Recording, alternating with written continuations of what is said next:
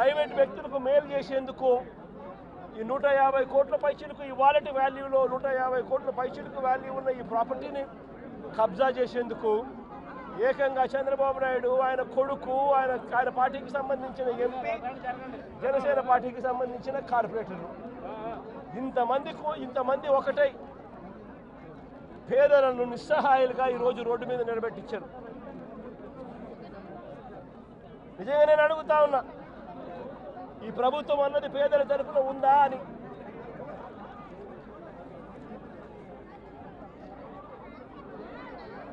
ఎక్కడైనా ఎప్పుడైనా కూడా ప్రభుత్వం అన్నది చేయాల్సింది ఏమిటి? ఇటువంటి పరిస్థితిలో వచ్చినప్పుడు వీళ్ళంతా వెళ్ళి కంప్లైంట్లు కూడా ఇచ్చినారు. సాక్షాత్తు చంద్రబాబు నాయుడు కలిసినారు. చంద్రబాబు నాయుడు 3 సార్లు కలిసినారు. లోకేష్ 2 సార్లు కలిసినారు. అర్జీలు ఇచ్చినారు. చివరికి ఎవరికైతే వీళ్ళు అర్జీలు ఇచ్చినారో వాళ్ళే కుట్ర పన్ని, వాళ్ళ ఎంపీలు, వాళ్ళకి సంబంధించిన కార్పొరేటరు వీళ్ళంతా కలిసి కుట్ర పన్ని ఏ రకంగా వీళ్ళంతా కూడా వీళ్ళకి అన్యాయం చేశారు అన్నదానికి నిదర్శనం ఇది. నేను ఒకటే అడుగుతా ఉన్నా, అయ్యా చంద్రబాబు నాయుడు గారు, ఇక్కడే కాదు రాష్ట్ర వ్యాప్తంగా కూడా ఇదే మాదిరిగా కొనసాగుతూ ఉంది.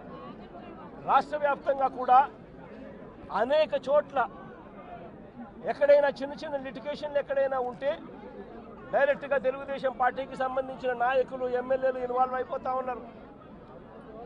లిటిగేషన్ ఉన్న చోట వీళ్ళంతటి వీళ్ళే అడుగు పెట్టేసి ఆ ల్యాండ్ను కబ్జా చేసేస్తూ ఉన్నారు. కొన్ని చోట్ల వీళ్ళే లిటిగేషన్ క్రియేట్ చేస్తూ ఉన్నారు.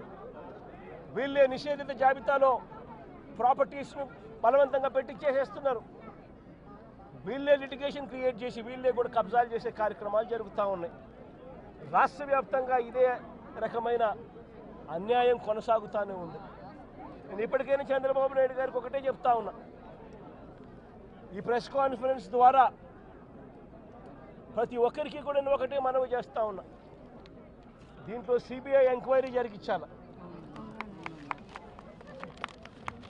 ఇక్కడ ఏ రకంగా చంద్రబాబు నాయుడు గారు కొడుకు, ఏ రకంగా తెలుగుదేశం పార్టీకి సంబంధించిన ఎంపీ. మరింకెందుకు ఆలస్యం, మైనా మీడియా ఛానల్ ను సబ్స్క్రైబ్ చేయండి, పక్కనే ఉన్న బెల్ ఐకాన్ క్లిక్ చేయండి. మైనా మీడియా.